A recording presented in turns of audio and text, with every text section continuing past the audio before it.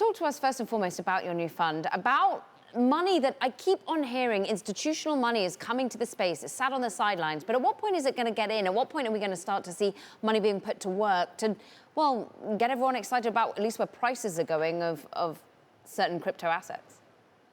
Well, there's a lot of institutional participation already in the market. I mean, we're certainly seeing that with our fund. So we have several institutional participants, including our strategic partners in our fifth fund here. But you're also seeing it broadly across the industry in terms of allocations to crypto assets directly. And I think a lot of that is really being backed up by data on chain that's showing the traction and the revenue that many of these crypto assets are generating. Where are they really looking now? Are people coming to you into your fund because they want access to DeFi, to certain new protocols that perhaps they don't want to get into the weeds on, to have the time to do the due diligence on, rather than perhaps just Bitcoin, for example, or where the obvious place to put your money is? Yeah, so it does vary a little bit depending on the particular LP that we have in our fund. On the high level, generally they do think about it as an easy button for exposure of, listen, I believe that there's something here. I believe that it has asymmetric upside potential, but I don't have the time to, dedicate a team of 15 people to focus on this industry full time. So, hey, Blockchain Capital, why don't you go ahead and do that for us? Now, the slight difference would be some of our strategic partners. So people like Visa and PayPal that are investors in our fifth fund here. And really for them, it's acknowledgement that this industry has strong potential for them and they want to build products in the space. But they recognize that in order to get those products to market quickly, they're going to need to partner with some of the startups in the crypto industry to be able to accelerate their product roadmaps and really hit their objectives. So almost you're sort of that introduction, the DD they need to do to sort of understand where they can be eyeing in this space. Spencer, I'm interested in the retail side of this because for many, they felt it's been quite laborious to get into the crypto market, quite hard to negotiate, to put your money to work. Many had wanted to see an ETF.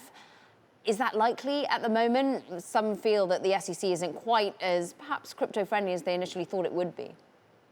Yeah, very unclear in terms of a timeline to an ETF. But in the meantime, that's not really inhibiting any flows from retail investors into crypto assets. So instead of going through their normal brokerage app and buying a Bitcoin ETF, they're buying things like Grayscale's products like GBTC, or they're going directly to Coinbase to access crypto assets directly.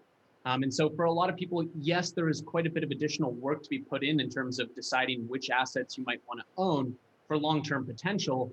But that's no different than, say, scouring early stage publicly traded tech companies or even the S&P 500 to decide on particular investments. Has this recent volatility that we've seen in Bitcoin, the sudden highs up in excess of 60, the sudden fall back to about 30,000, which is where we've seen the bottom for the time being, it feels like, Spencer. Has it driven anyone away again from crypto who've been looking at it? It's interesting following Nassim Nicholas Taleb, of course, the guy who wrote The Black Swan, the guy who's an options trader who sort of foresaw what happened in terms of the first financial crisis. He did own Bitcoin, and now he's saying, look, it's too volatile. He just can't work with this for the time being. It's a failure, he calls it. And then he's not also liking DeFi either. What do you say to sort of critics like that?